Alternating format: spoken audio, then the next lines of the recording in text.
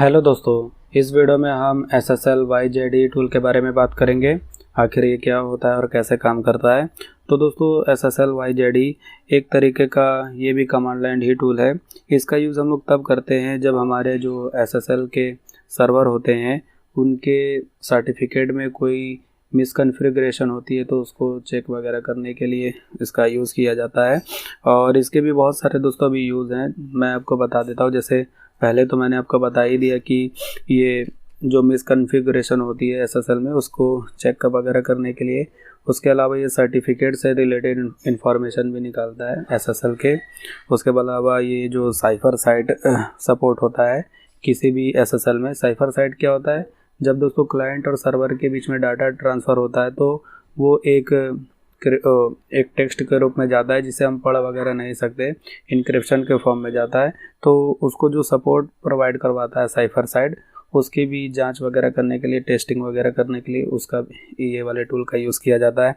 इसके अलावा certificate pinning, OCSP pinning और OCSP स्लैपिंग और परफॉर्मेंस एनालिसिस और ऑटोमेशन, बहुत सारी चीज़ें हैं जिसमें इसका यूज़ किया जाता है। तो यहाँ पे आपको मैं 2-3 कमांड के बारे में बताऊँगा जो इससे रिलेटेड है। तो चलिए इसका देखते हैं प्रैक्टिकल यूज़। तो जैसे मैं इसके ऊपर क्लिक करूँगा, देखिए इसका हेल्प पेज खुल जाएगा। तो इसको यूज़ करने का तरीका और जितने भी इसके अंदर ऑप्शन है यहाँ पे आपको सब दिख जाएगा। इसके बारे में डिटेल में यहाँ पे लिखा ही हुआ है कि कौन सा टूल क्या वगैरह काम करता है। इतना कमांड तो मैं आपको नहीं बता पाऊँगा डिस्क्राइब करके, 2-4 कमांड ही मैं आपको प्रैक्टिकली दिखा दूँगा, उतने ही से ही आपका काम चल जाएगा। वैसे आप जितना इसको पढ़ेंगे आपकी इसके ऊपर मजबूती बनती चली जाएगी। तो मैंने इसके 2-3 कमांड अलग से लिख करके रखे हैं ताकि आपको अच्छे से समझा सकूं। ये देखिए मैंने आपको मिनिमाइज़ करके देखा तो मैंने नोटपैड ये इसके ऊपर ये देखिए 2-3 यहाँ पे कमांड लिख कर पहले ही से ही रखा हुआ है। तो इसका यूज़ करके आप कुछ काम कर सकते हैं SSL YZ में। जैसे पहले वाला में आप जो ये कमांड है इसको अगर अपने टर्मिनल पे टाइप करेंगे और होस्ट नेम आपको यहाँ पे देने होगा। ये जितना आपको ये यहाँ से दिख रहा है ना, इस यहाँ से आपको इतने तक में किसी भी वेबसाइट का नाम देना होगा। जो भी टारगेट वेबसाइट वगैरह होगी उसका नाम आपको यहाँ पे इससे रिप्लेस कर देना होगा। बाकी आप यहाँ से इतना पूरा टाइप कर दीजिए तो आपको पता चल जाएगा कि उस दिए गए टारगेटेड वेबसाइट में कौन से SSL के वर्जन का यूज़ हो रहा है और कौन से उसके अंदर क्रिप्टोग्राफ की वगैरह सपोर्ट कर रही है। तो इस वाले कमांड से आपको ये मिल जाएगा। दूसरा दोस्तों है सर्टिफिकेट इन्फॉर्मेशन। तो इसका मैं आपको प्रैक्टिकली एक एग्जांपल ही दिखा देता हूँ कि अगर आप किसी भी SSL के अंदर सर्टिफिकेट से रिलेटेड इन्फॉर्मेशन निकालना चाहते हैं तो कैसे निकाल सकते हैं। तो देखिए मैं इसको यहाँ से कॉपी कर ले रहा हूँ और चल के आपको इसका प्रैक्टिकली यूज़ दिखा दे रहा हूँ। मैं यहाँ पे अपने टर्मिनल पे आ जाता हूँ। टर्मिनल मेरा ओपन हो गया। टर्मिनल पे आने के बाद दोस्तों जो मैंने वहाँ से किया था इसको कॉपी काम कर देता हूँ और ये जो होस्ट नेम है, होस्ट नेम को ही मुझे यहाँ से किसी भी वेबसाइट का नाम यहाँ पे देता था। तो दोस्तों आप किसी भी वेबसाइट का नाम दे सकते हैं। यहाँ मैं इसी वेबसाइट पर ले लेता हूँ। दोस्तों नाम टाइप करने के बाद आप यहाँ पे एंटर मार दीजिए। एंटर मारेंगे तो इसके सर्टिफिकेट से रिलेटेड जो भी इंफॉर्मेशन होगी यहाँ पे आने लगेगी। सबसे पहले तो दोस्तों आपको वेबसाइट का IP एड्रेस ही दिख गया। उसके अलावा बहुत सारी चीज़ें हैं, जैसे यहाँ कॉमन नेम, इस वेबसाइट को कॉमन नेम इस नाम से भी जाना जाता है। उसके बाद SHAI फिंगरप्रिंट से रिलेटेड इन्फॉर्मेशन है। सीरियल नंबर देखिए आपको यहाँ पे दिया हुआ है। उसके अलावा पब्लिक एल्गोरिथम की, ये देखिए दोस्तों यहाँ पे इसका एल्गोरिथम की दिया है। सिग्नेचर एल्गोरिथम के बारे में दिया है। दोस्तों यहाँ पे बहुत सारी सेंसिटिव इन्फॉर्मेशन भी आपको मिल जाती है। तो अगर आप इन सब के बारे में अगर डिटेल में जानेंगे तो देखेंगे कि आप इन सब जानकारी का काफ़ी अच्छे से यूज़ कर सकते हैं। अगर आप बिगनर लेवल पे होंगे तो आपको यही सब नहीं समझ में आ रहा होगा कि आखिर ये क्या है।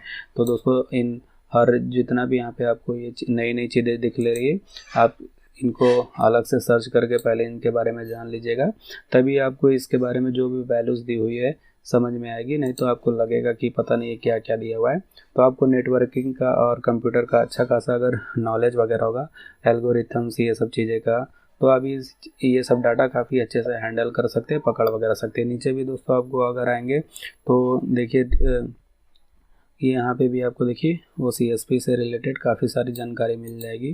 तो आपको काफ़ी अच्छी खासी नॉलेज होगी अगर नेटवर्किंग की, तो ये सब चीज़ें पकड़ लेंगे। वैसे जितनी चीज़ें पॉसिबल होती है मैं बता देता हूँ, कुछ चीज़ें मेरे लिए यूट्यूब पे बताना पॉसिबल नहीं होता, केवल मैं आपको हिंट दे सकता हूँ। अगर आप हिंट पकड़ लेंगे तो आप चीज़ें समझ जाएंगे।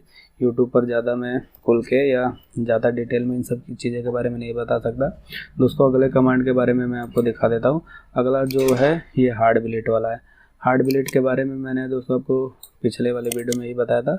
यहाँ पे थोड़ा सा और बता दे रहा हूँ कि ये हार्ड बिलीट वाला क्या ऑप्शन है। तो चलिए मैं इसको पहले चल के यहाँ पे इसको कॉपी कर लेता हूँ और इसके जो होस्ट नेम को किसी वेबसाइट के नाम से रिप्लेस कर देता हूँ। तो सबसे पहले दोस्तों मैं हार्ड बिलीट का मीनिंग समझ लीजिए कि आखिर हार्ड बिलीट होता क्या है। तो दोस्तों किसी भी वेबसाइट में अगर हार्ड बिलीट अगर प्रेजेंट है तो इस वेबसाइट के जो पासवर्ड वगैरह है, यूज़र नेम वगैरह, ये काफ़ी इजीली एक्सेस कर लिए जाते हैं अटैकर्स के द्वारा।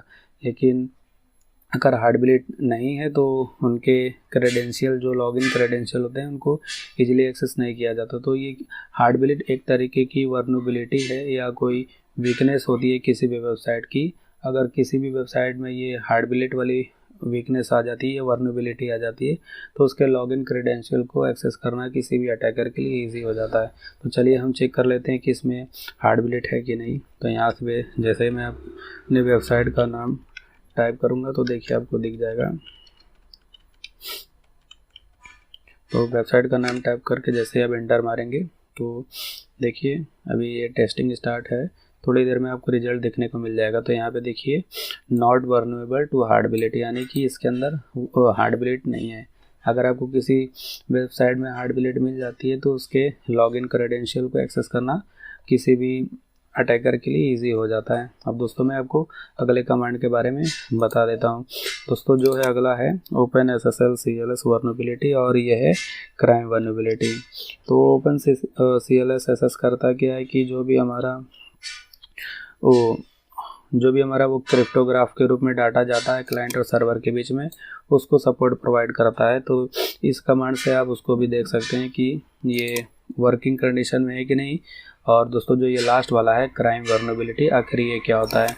तो दोस्तों अगर किसी भी वेबसाइट में ये वाली अगर क्राइम वर्नेबिलिटी वाली अगर किसी में वीकनेस है तो उसके जो कैचेज़ या कुकीज़ वगैरह होती है या पासवर्ड वगैरह होती है तो इसको काफ़ी इजीली एक्सेस किया जा सकता है अगर उसके अंदर ये क्राइम वर्नेबिलिटी है। अगर आप उसके एल्गोरिथम्स वगैरह को समझना चाहते हैं तो चलिए मैं इसको कॉपी करके आपको दिखाई देता हूँ। यहाँ पे आइए, इसको मैं यहाँ मान लीजिए टाइप करके किसी भी वेबसाइट का नाम वगैरह यहाँ दे देता हूँ डॉट।